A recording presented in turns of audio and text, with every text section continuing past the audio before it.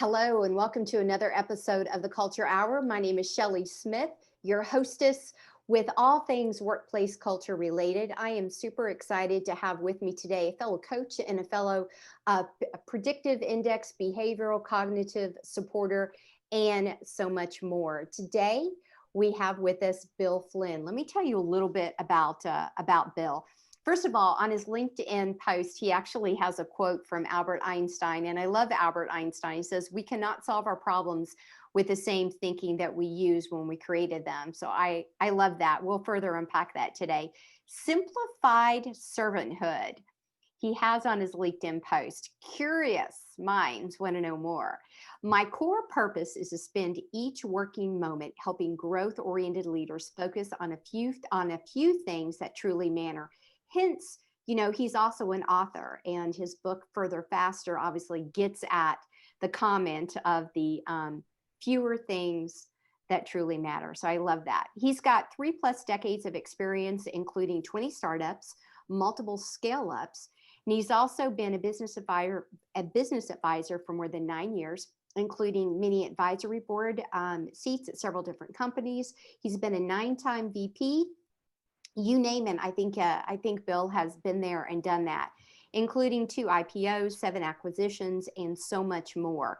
One of the other things that I love about him is he's got in here the type of ideal client. Bill, you have listed reads more than 12 books a year. So I definitely want to unpack that a little bit too. I love that as well.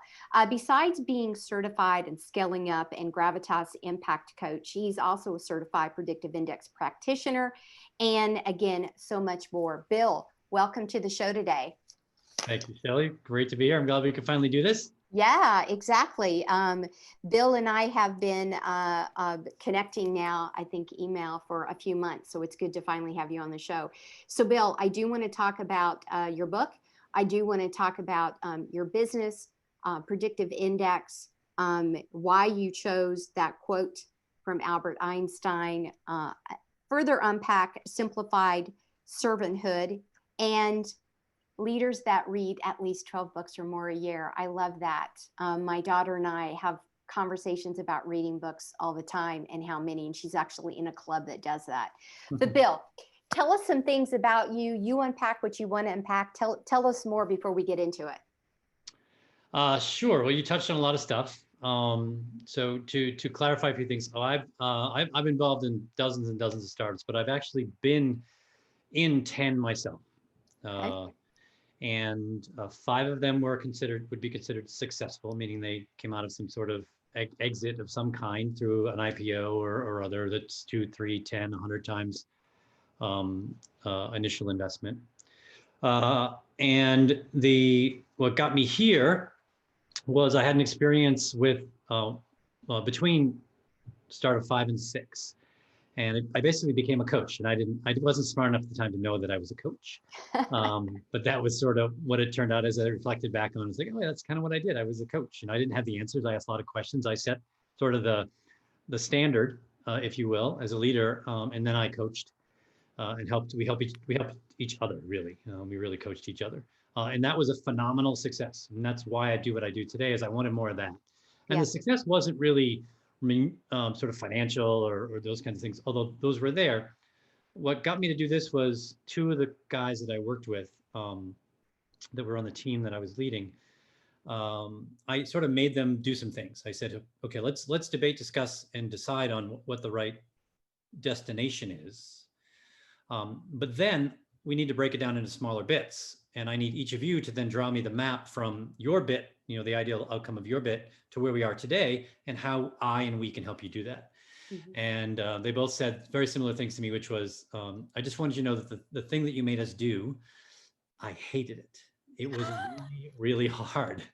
But I'm so glad that I did it, because now I basically taught them how to fish. So they can take that and bring it wherever they want with them. And they have sort of this methodology or framework that they can use as they go forward. So that stuck in the back of my brain. And I said, I want more of that. I want to be able to have people say that to me on a larger scale. So that's when I started. I said, okay, do I do startup 11 or do I become a coach? And I said, let's give this coaching thing a try.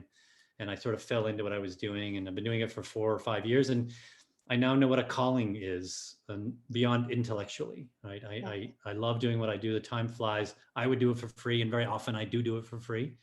So I think that's what a calling is, if you just do it for Yeah. free. Yeah. So that's sort of, I would add to some of the stuff that you said. Oh, I love that so much. So then with that, my first question isn't what I thought it was going to be. What would you tell your younger self then? Well, first of all, did you have a professed coach or an indirect coach Yeah. as you look back? Yeah, I think I had one person who probably most influenced me, maybe two. One would be my dad. Um, he was a very um, sort of pragmatically wise person. He wasn't educated. I think he didn't finish his freshman year in college, but I would say he was wise. And he would sort of say these things to me, and I'm like, oh, and I pull them out every now and again, Yeah. and sort of refer back to him. And then I had another gentleman who was really so when I did these startups, I was part of a team for 4 of them, and it was really the 3 or 4 of us. And we went from place to place to place. And every few Okay. years, we did it together. And the person who sort of liked to be out front, I don't like to be out front. I like to be behind the scenes and make everything happen. Hmm. So he liked to do that. And I learned a bunch of stuff from him as well. So probably 2 people that influenced me the most, in where I am today. But mostly it's been learning from the thought leaders, right? You're sort of standing on the shoulders of giants. I love to read. I read between 50 and 70 books a year. Oh my. And I like to learn. So I was a terrible student, but I'm an excellent learner. I should have gotten straight A's based upon my IQ and all that kind of stuff. I should be a straight A student. I was not. I was a terrible student. If I didn't like it, I was distant. I had no interest in sort of learning. But I was smart enough to be able to get through. Yeah. But I love to learn. I have 2 children that resemble that. I say they have every alphabet on their report card, and I can tell the ones that they are completely engaged in and the ones that they are like skimming by. So I totally, Yeah. I get that. I get that. So let's talk about pre-COVID and in the midst of and coming out of it. Are there any shifts of the type of things that you've been dealing with your clients? I know there's been tremendous shifts with my clients. So I'm always curious when I talk to fellow coaches, what the shifts are and how your conversations have changed over the last 9 months. Yeah. So what I teach is designed to be able to be resilient, and to survive and maybe even thrive in these times. Mm-hmm. But there's a gap between that and them realizing it.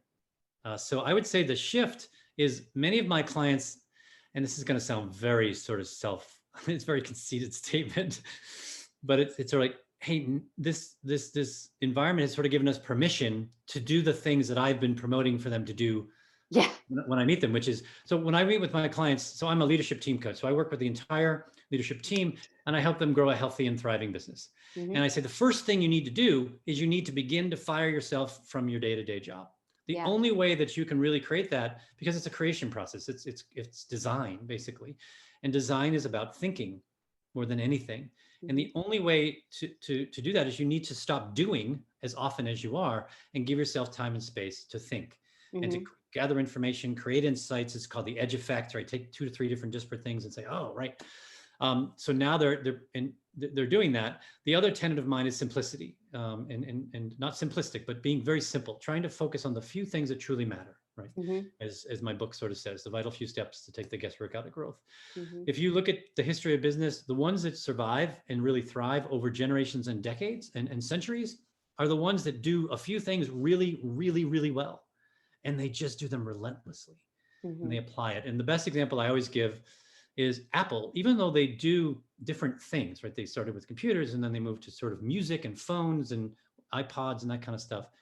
They have one overarching premise, which is boiled down to these 4 words: amazingly simple and simply amazing. Mm-hmm. Everything they do is focused on doing that, no matter what it is, a watch, a TV, iTunes, whatever, is always that. How do we make it super simple to use, but a joy when you're using it? This Simon Sinek, the start with why premise and the story behind that. I love that. It rings so true and highly applicable in literally every walk of life. True. Yeah. Very true. So let's talk about your book for a minute. What brought you to it? The research behind it, the concepts behind it, your methods. Tell us a little bit more. Sure. So others brought me to my book. I don't actually like to write. I'm not very good at it. I'm a decent business writer, only because I apply the general rule of writing, which is write it and rewrite it and rewrite it and rewrite it over a longer period of time. So what I typically do is I do a blog post twice a month, and I think the next one is February. That's the next one I'm going to write. So I'm way ahead because I have to be. Because what I do is I write it and then I sit it aside for a week or two, and then I revisit it. So it's like it's brand new. Mm-hmm.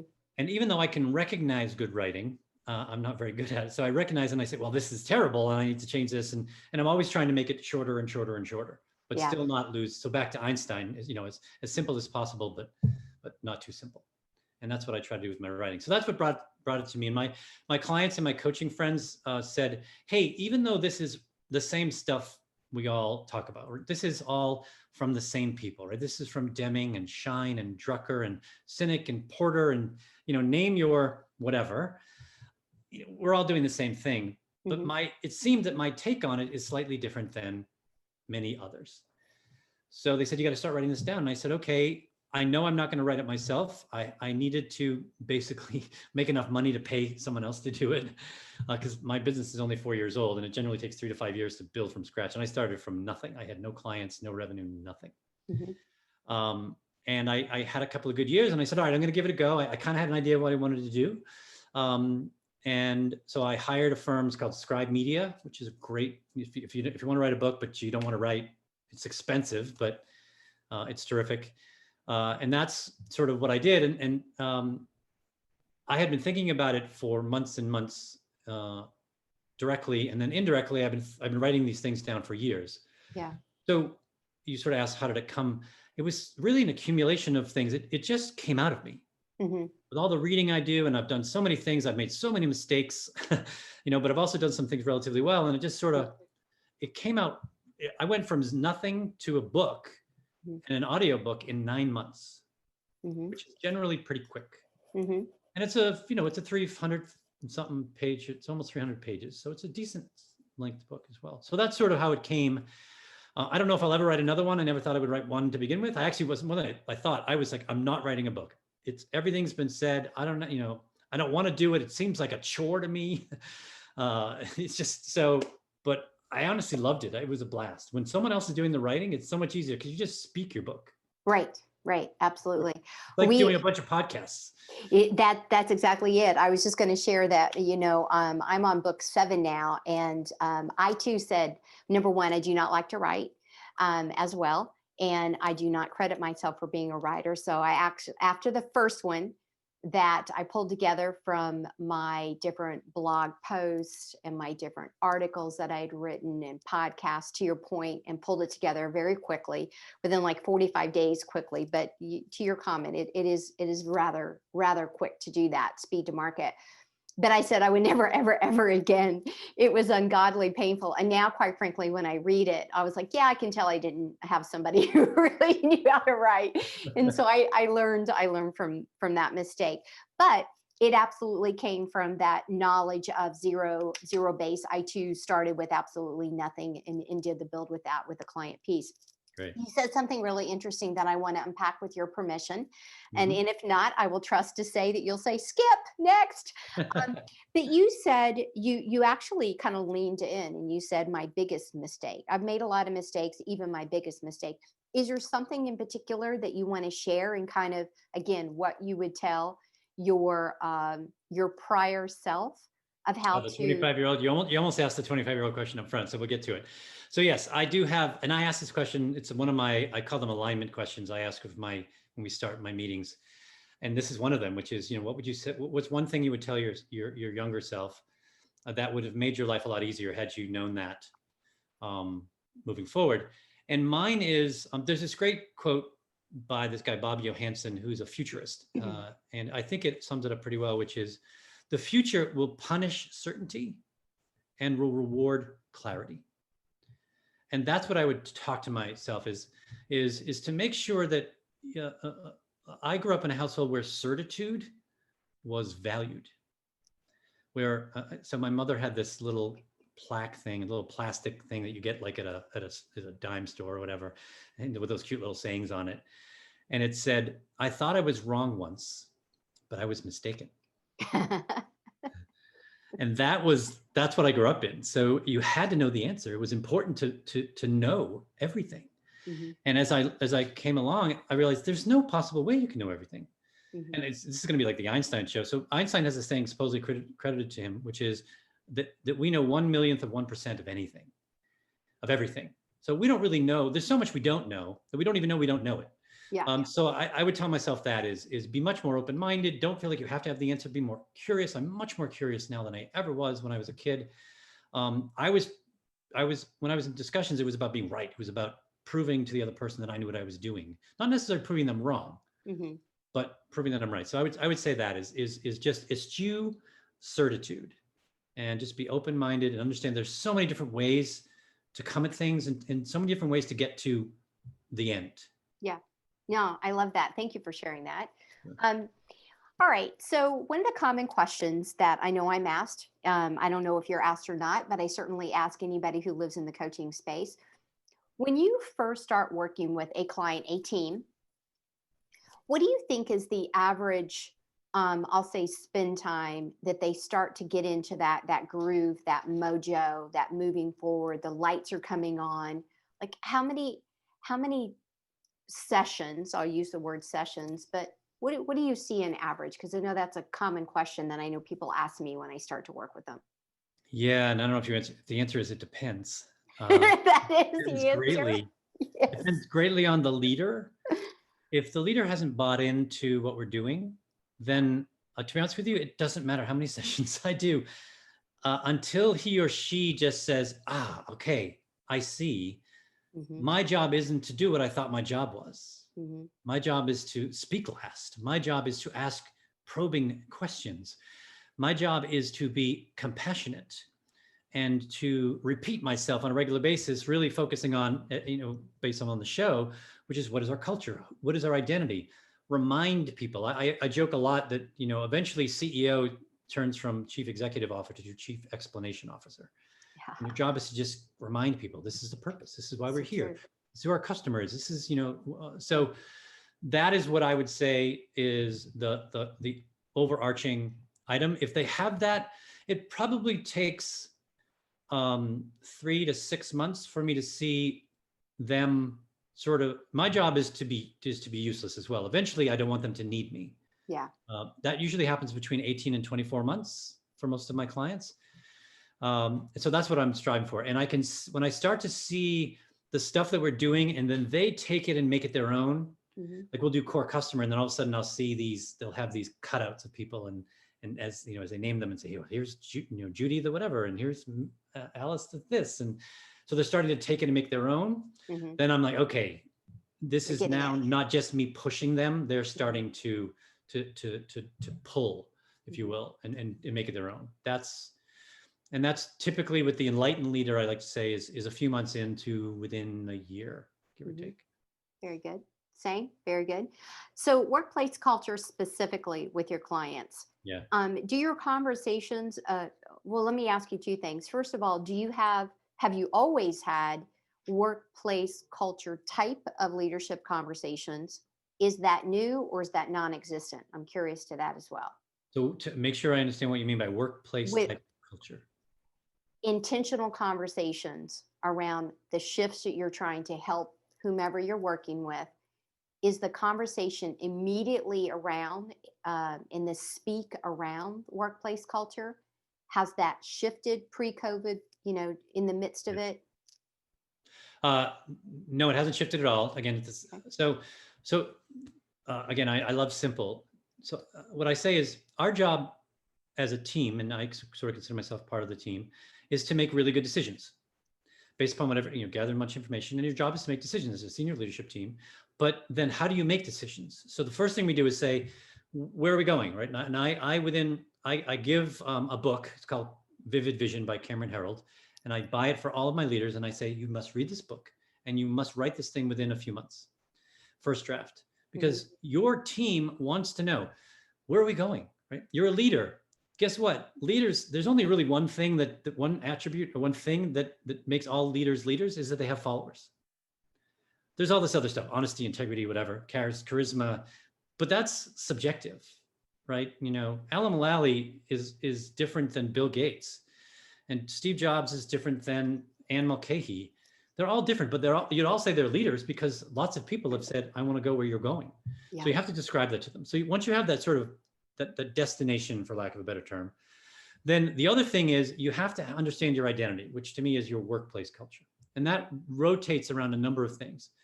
And these are all start with core as the adjective, right? So purpose, values, objective, customer. To me, those 3 or 4 things are generally what identifies who you are. So when the leader isn't around, everyone knows what to do. They don't need to like say, hang on a minute, I need to ask someone. They're like, okay, I know who we are. I know what we're trying to accomplish. I know what our main objectives are, sort of our commander's intent. So 80 to 90% of all decisions should be done without the need of asking anyone else at any level in the company, because you've created this culture, right? This sort of DNA of this is who we are, this is what we do. And when you create that culture, and there's a great book by Ron Lovett called Outrageous Empowerment, and he did this at one of his companies he describes. So where basically they only had one rule. They threw away the policy book, you know, because, and I love this, is most policy books are based upon the 1% and pissing off the other 99. Because most people are generally good. So he got to a point where he had one rule, which was, is this in the best interest of the customer and the company? And they knew what that meant. So then his business had velocity now, because instead of him and a few people sort of pulling everyone with them, everyone else was creating this velocity because they were making great decisions. Once in a while, you're gonna have to course correct, you know, because of interpretation, whatever. So I think that, so I do that first, is we do those ends as quickly as possible. Because then I said, once we have those and you feel like that's who we are, then everything else in the middle is so much easier. Because you say, you know, there's a great saying, which is growth for growth's sake is the ideology of a cancer cell. So if you just grow for the sake of growth, then you can do it. Yeah. But generally a cancer cell kills or certainly damages its host.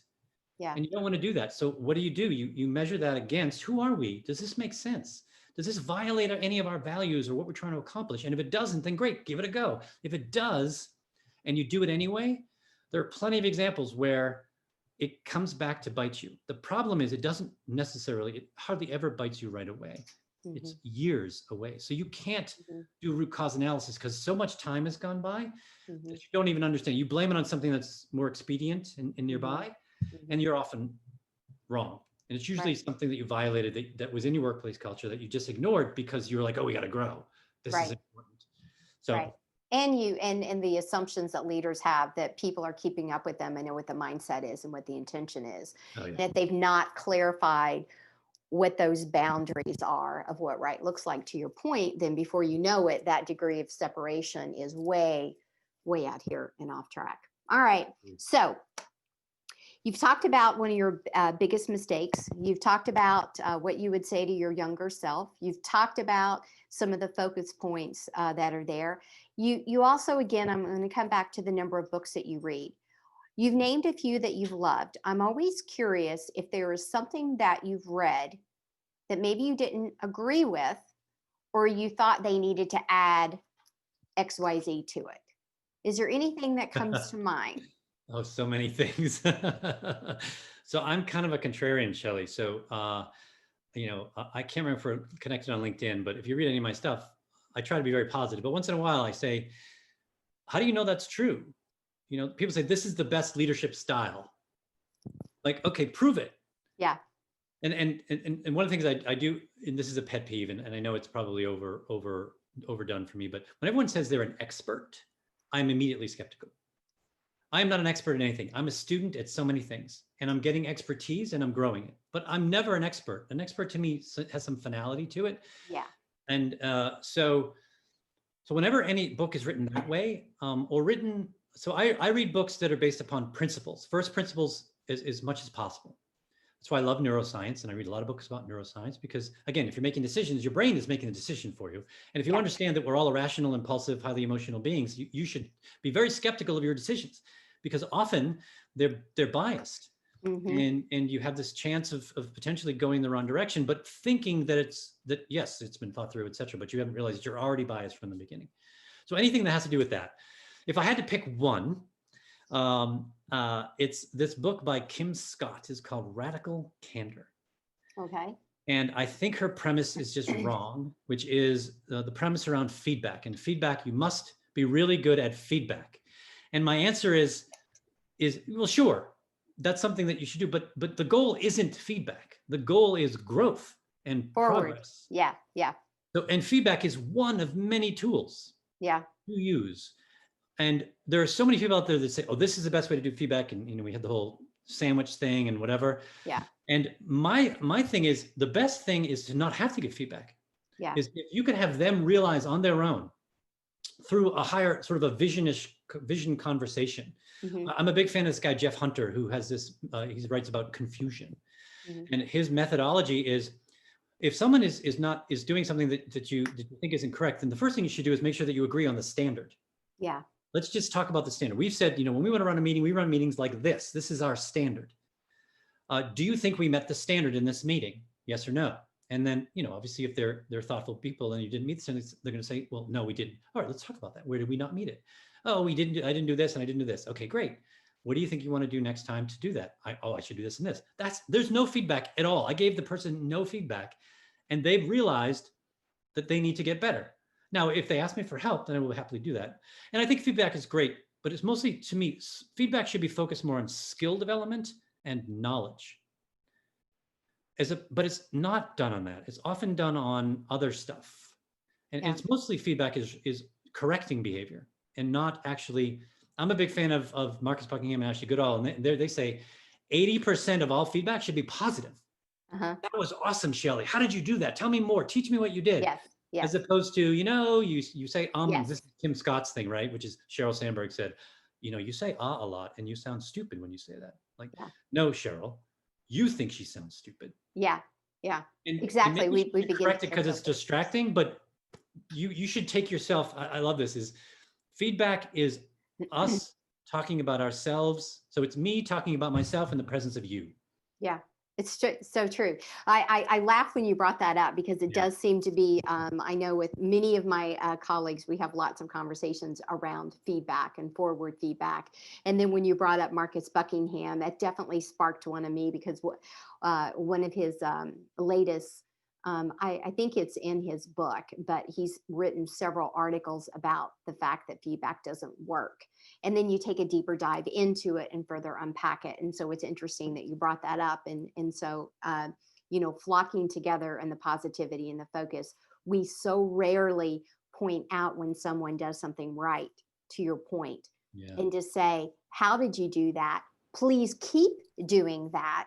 And we don't look at it from a forward path in order to get there. So it's just like the performance review, you can say you need it, you don't need it, but it's about how do we move forward? How do we keep doing these amazing things that are strengths? How do we add value in our presence, in our life, in our world, and inside of whatever the team is, in the moment. So Bill, in a wrap up today, what have I not asked you that you must tell us, or a final quote or a resource, or how would you like to put a wrap on today's segment with you? Yeah, so I'm more about the message than anything. I wrote a book. I give away my book for free. I'm not doing it to make money. You can download it for free from my site because I think it's a shame that really good businesses, good ideas, and good people fail or struggle for completely preventable reasons. So, and the data bear that out, right? If you look at, there's data from the Bureau of Labor Statistics, there's the data from the Small Business Administration. If you started a business in 1994, you had a 50% chance of making it to 1999. You have a 25% less chance from there to making it 10 more years. And in 25 years, only a little over 16% of all businesses that were started were still in business. So, and you'd think that's counterintuitive to me because you think if you do something for a long period of time, you get better at it. You're supposed to. You're supposed to, but somehow we're not doing that.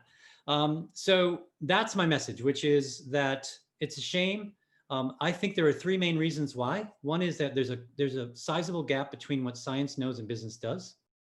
The thing I sort of mentioned already, which is what I found is few things truly matter, but those that do matter tremendously in business or in life. Your job as a leader is to figure out what those things are and just focus on them. Love and it. then the last thing is most businesses survive through force of will, luck, effort, and timing mostly. And that doesn't scale. That's why I think many of businesses fail, is that over time, all these things that we're sort of not doing quite right, just begin to add up. And it's sort of like adding a weight on the back, and it just gets heavier and heavier and heavier. And the longer you're in, the harder it is to pull everybody with you. So those are that's what I would sort of leave that's my message. Love it. It's not as hard as we make it to be. Running a business should be a lot easier than it is. We make it really hard on ourselves. We don't have to. Yes, we definitely overcomplicate literally everything in our lives. Bill, tell everybody how they can download your book. What's the easiest way to get it? Sure. So everything, if you want to contact me, whatever, is on my website, which is www.catalystgrowthadvisors.com. And book, my calendar. You can download my book for free. It's also on Amazon and Audible and all that kind of stuff. So you can get it there as well. Love for people to read it and tell me what it is. So far, it's still got 5 stars. I've got 20, 30 reviews and they're all still 5 stars, which is great. So I'm pretty excited. Very good. Last question is really important. What is your predictive index reference pattern? I do want to know. I've been guessing on what you've been saying. So I don't think it's right. It's funny. So when I went through the training. No, do not say that. Well, it's funny. I'll tell you. So there was this woman next to me who I'm still connected with. And she read because I had my sheet out, because you had to bring it up when you do the class in Westwood. And she said, "Is that you?" Because it was like second or third day. So we had been chatting and we knew each other. She said, "That doesn't sound like you at all." So I'm more of a strengths finder guy than a predictive index guy. So I'm more of a collaborator and a relator. So I'm more about relationships and connecting people. I don't know what that is. It's been such a long time since I've looked at it. I would have certainly guessed that you had the high social side of that, and that. Yeah, but I'm an introvert. It doesn't feel like I am, but I'm an introvert. Yes. However, I'm an introvert too, and that's the difference between the personality side and the behavioral side. So I'm a high-end introvert, and people that know me are always shocked to hear that. But on the predictive index scale, it is a higher need for the social, the persuasion, the influence. Interesting. But definitely a task-oriented person. So anyways, I was just curious. So, all right. Well, Bill, thank you so much for being on today as a guest. And I appreciate the additional knowledge that you've dropped on us today. It's always a good thing to talk to those that are in the same space. So I appreciate you. For those of you who are watching, by all means, comment, like, share, grab his book. I think that there's an underlying challenge there that you need to read more. I know I definitely got that subliminal message. So remember, culture matters. If you've got any questions, by all means, hit me up at Shelley@premierrapport.com. Until the next time, be well, be safe, and remember, you can make an impact on your culture today. Thank you. Thanks, Shelley.